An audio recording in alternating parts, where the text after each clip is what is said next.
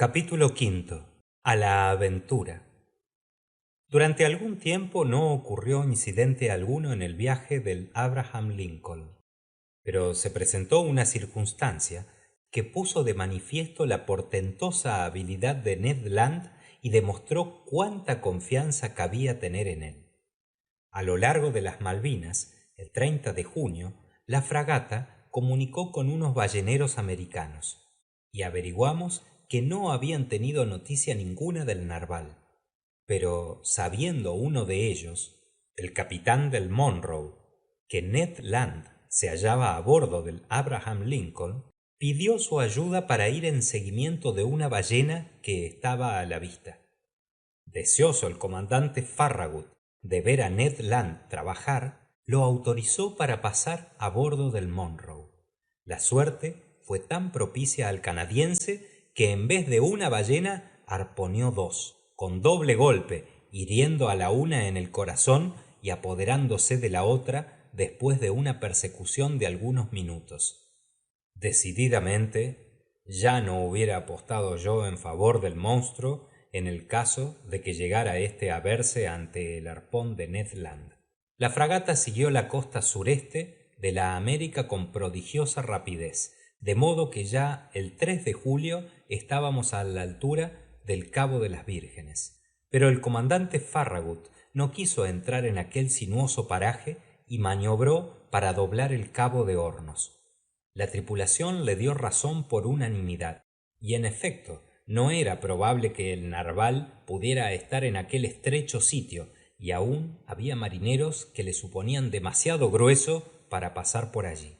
El 6 de julio, hacia las 3 de la tarde, el Abraham Lincoln dobló a 15 millas por el sur aquel islote solitario, aquella roca perdida en la extremidad del continente americano que unos marineros bautizaron con el nombre de su población natal, el Cabo Hornos. Emprendióse el rumbo a nordeste y al siguiente día la hélice de la fragata batía por fin las aguas del Pacífico. ¡Abre el ojo! ¡Abre el ojo!, repetían los marineros del Abraham Lincoln. Y los abrían desmesuradamente, los ojos y los catalejos, algo deslumbrados a la verdad por la perspectiva de los 2000 pesos, no tuvieron un instante de reposo. De día y de noche se observaba la superficie del océano, y los nictálopes, cuya facultad de ver en la oscuridad aumentaba la probabilidad en un 50%, llevaban gran ventaja para ganar la prima. No era yo el que menos atención prestaba, aunque no me incitaba a ello el atractivo del premio. Concediendo tan solo algunos minutos a la comida y algunas horas al sueño, indiferente al sol y a la lluvia, no me movía del puente. Ora inclinado sobre el empalletado del castillo, ora apoyado en la batayola de popa, yo devoraba con ávida mirada la espumosa estela que emblanquecía al mar hasta pérdida de vista. Cuántas veces participé de la emoción de la oficialidad y de la tripulación cuando alguna caprichosa ballena elevaba su negruzco lomo sobre las olas. Poblábase entonces instantáneamente el puente de la fragata. Las escotillas vomitaban un torrente de oficiales y marineros, y cada uno de ellos observaba con vista turbada y angustioso pecho la marcha del cetáceo. Yo miraba hasta gastar mi retina y volverme ciego, mientras que Consejo, siempre flemático, me decía en tono sereno: si el señor tuviera la bondad de no abrir tanto los ojos, vería mucho mejor. Pero vana emoción. El Abraham Lincoln modificaba su rumbo, corría sobre el animal indicado, simple ballena o cachalote vulgar, que no tardaba en desaparecer entre un concierto de imprecaciones. El tiempo, entre tanto, se mantenía favorable, y el viaje se hacía en las mejores condiciones. Era entonces la mala estación austral, porque el julio de aquella zona corresponde al enero de Europa, pero el mar se conservaba bello y dejaba fácilmente observarse en un extenso perímetro. Ned Land mostraba siempre la más tenaz incredulidad. Afectaba el no examinar la superficie de las aguas fuera de su tiempo de servicio, al menos cuando no había alguna ballena a la vista. y sin embargo su portentosa potencia de vista nos hubiera prestado grandes servicios. Pero de cada 12 horas el obstinado canadiense empleaba 8 en leer o dormir en su camarote. Le reconvine 100 veces por su indiferencia. Bah, respondía, no hay nada, señor Aronnax, y aunque lo hubiese, ¿qué probabilidad tenemos de verlo? No estamos corriendo a la aventura. Quiero conceder que ese animal inhallable haya sido visto en las altas aguas del Pacífico, pero ya se han pasado 2 meses después del encuentro, y si hemos de juzgar por el temperamento de vuestro narval, no le gusta perder mucho tiempo en los mismos parajes. Está dotado de una prodigiosa facilidad de locomoción. Ahora bien, señor doctor, ya sabéis mejor que yo que nada hace la naturaleza en balde, y que no daría a un animal lento de suyo la facultad de moverse rápidamente si no hubiese de utilizarla. Luego, si el animal existe, ya está lejos. No sabía yo qué responder a esto, porque era evidente que caminábamos a ciegas. Pero, ¿cómo proceder de otro modo? Eran, pues, muy limitadas nuestras probabilidades. Sin embargo, nadie dudaba todavía del éxito, y ningún marinero hubiese apostado contra el narval ni contra su próxima aparición. El 20 de julio, el trópico de Capricornio fue cruzado a los 105 grados de longitud, y el 27 del propio mes atravesábamos el Ecuador por el 110º meridiano. Consignado esto, la fragata tomó una dirección más marcada al oeste y penetró en los mares centrales del Pacífico. Creía con razón el comandante Farragut que era preferible frecuentar las aguas profundas y alejarse de los continentes o de las islas cuya aproximación había parecido siempre evitar el animal, sin duda porque no había bastante agua para él, según la expresión del contramaestre. La fragata, después de haber renovado su carbón, pasó por lo largo de las islas Pomotú, Marquesas y Sandwich, cortando el trópico de Cáncer a los 132 grados de longitud y dirigiéndose a los mares de China.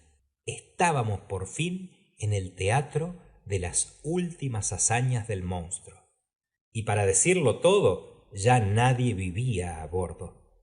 Los corazones palpitaban fuertemente, preparando para el porvenir incurables aneurismas.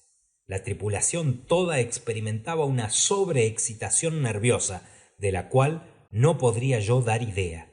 No se comía, no se dormía, 20 veces al día un error de apreciación, una ilusión de óptica de algún marinero inclinado sobre las crucetas causaban intolerables dolores, y estas emociones, 20 veces repetidas, nos mantenían en un estado de eretismo demasiado violento para no producir una reacción cercana.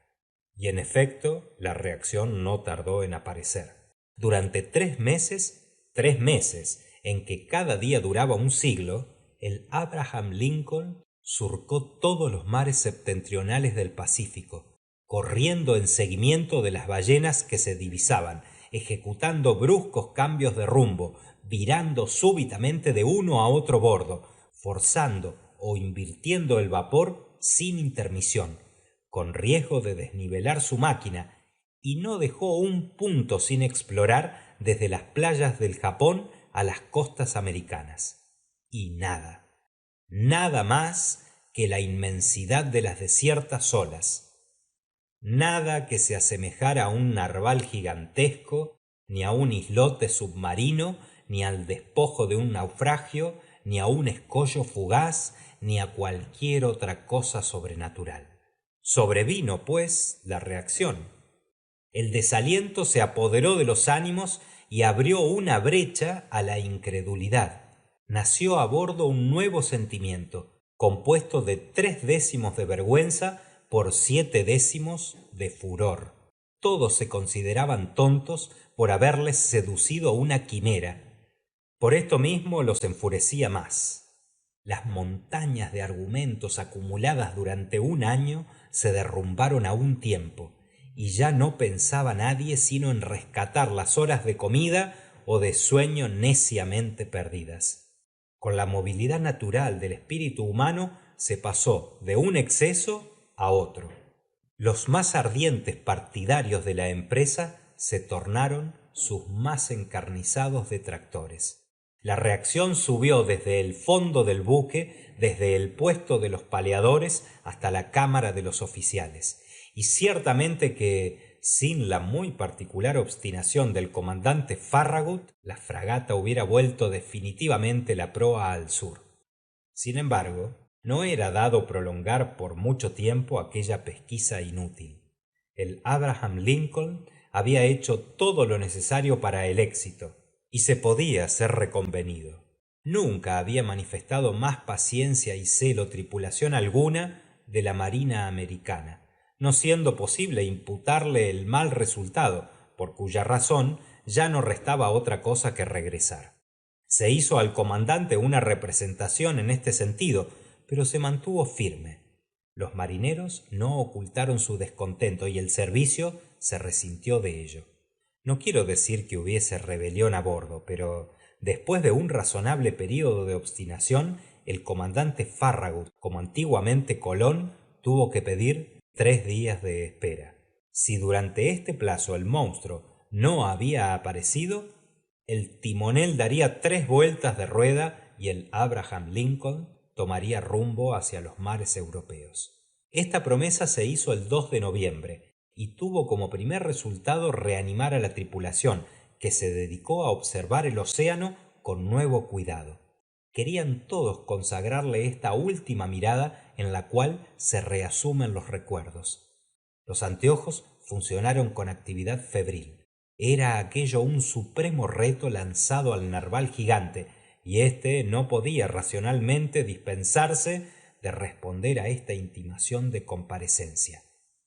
Transcurrieron 2 días. El Abraham Lincoln se mantenía a poco vapor, empleándose 1000 medios para despertar la atención o estimular la apatía del animal, en el caso de hallarlo. Echáronse a la rastra enormes trozos de tocino, debo decir que para mayor satisfacción de los tiburones. Los botes rodaron en todas direcciones alrededor del Abraham Lincoln mientras que se quedaba en facha, y no dejaron un solo punto sin explorar. Pero había llegado la tarde del día 4 de noviembre sin haberse descubierto aún el misterioso submarino. Al día siguiente, 5 de noviembre, a las 12, expiraba el plazo de rigor. Después de marcar el punto, el comandante Farragut, fiel a su promesa, debía dar rumbo al sureste y abandonar definitivamente las regiones septentrionales del Pacífico. La fragata se hallaba entonces a los 31 grados 13 minutos de latitud norte y 136 grados 42 minutos de longitud este. Las tierras del Japón estaban a menos de 200 millas a sotavento. La noche se acercaba. Acababa de picarse la hora de las 8. Gruesas nubes velaban el disco lunar, entonces en su primer cuadrante. El mar ondulaba apaciguadamente bajo el codaste de la fragata. En este momento estaba yo a proa, apoyado sobre la batayola de estribor. Consejo, a mi lado, miraba adelante. La tripulación, encaramada sobre los obenques, examinaba el horizonte, que poco a poco se estrechaba y oscurecía. Los oficiales, armados con el anteojo nocturno, escudriñaban la oscuridad creciente. A veces el sombrío océano chispeaba bajo un rayo que le enviaba la luna entre la franja de 2 nubes. Después, esta huella luminosa se desvanecía entre las tinieblas. Al fijar mi observación sobre mi criado Consejo, reconocía que este buen muchacho se dejaba vencer algo por la influencia general. Al menos así lo creí. Quizá, por la vez primera, sus nervios vibraban bajo la acción de un sentimiento de curiosidad.